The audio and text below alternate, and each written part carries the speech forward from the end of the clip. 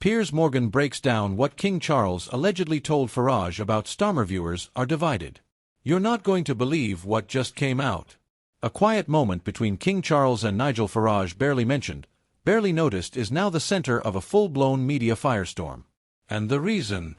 It has to do with Keir Starmer. Yes, the leader of the opposition is back in the spotlight, but this time, it's not because of something he said. It's because of something allegedly said about him. And who's breaking it all down for the nation? None other than Piers Morgan. Let's get into what was said, how it got out, and why it could change how millions view Britain's next potential Prime Minister. It all started with a segment on Piers Morgan Uncensored. Piers began his show with that trademark smirk, leaned into the camera and said, "Well, this one's going to ruffle a few feathers." Word is, King Charles made a quiet comment to Nigel Farage about Keir Starmer, and it wasn't exactly flattering. He then added, "Let's just say it wasn't what you'd expect from a monarch who's meant to stay neutral." Boom. One sentence and the internet exploded. Now, to be clear, Morgan didn't claim to have a recording. He didn't name a source. But his wording was very specific. What I'm hearing from people who would know is that the king sees Starmer as unpredictable.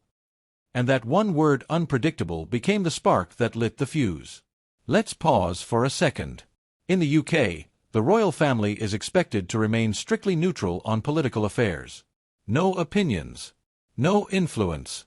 No commentary. So when a public figure like Nigel Farage is allegedly told, even off the record, that the king finds Starmer unpredictable, well, that changes everything. It suggests the monarchy is watching more closely than we thought. And perhaps quietly worried. Within minutes, #King Charles and #Starmer were trending.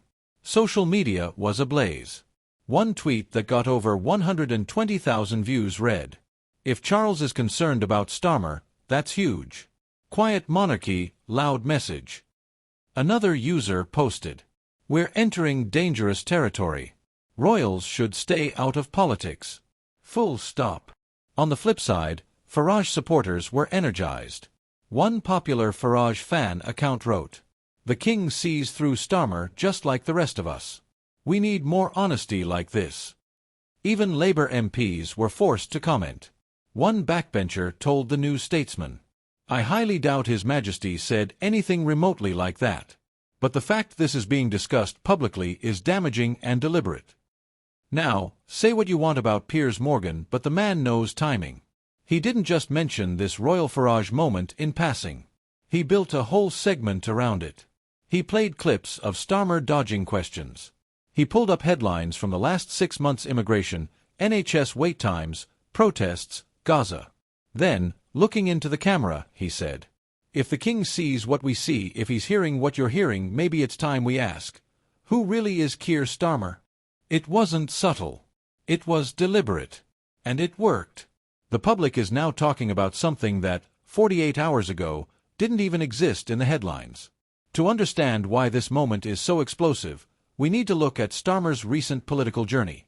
Since becoming Labour leader, he has abandoned many of Jeremy Corbyn's policy promises, shifted Labour's stance on key issues: Brexit, Palestine, tuition fees, tightened the party's media access and centralized messaging. Supporters say he's making Labour electable again. Critics say he's unpredictable, calculating, and impossible to pin down. So when the supposed comment from the king uses the exact same language, unpredictable, it hits a nerve. Because it mirrors what many voters already feel. Even those who want a change from the Conservatives are asking themselves, do we really know who Starmer is? While Buckingham Palace hasn't officially responded, as expected, insiders are speaking off the record. One former royal press aide told The Times, "It's highly unlikely the king made such a direct statement. But it's also not impossible. Charles is more outspoken than his mother ever was. That alone is telling." Another political editor wrote, "This story may be exaggerated, but it's credible enough that nobody's outright denying it." Which begs the question, why? Because sometimes silence says everything. For Keir Starmer, this is not about truth or fiction. It's about perception. Because if the public thinks even the king doesn't trust him, that could stick harder than any policy debate. especially in a general election campaign where trust will be everything.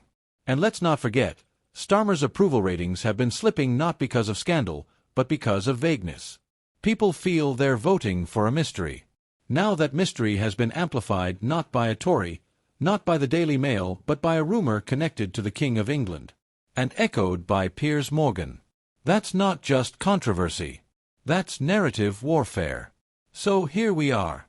A monarch, a populist, and a media firestarter all tangled in a story that might not even be 100% true, but feels real enough that it's dominating headlines anyway.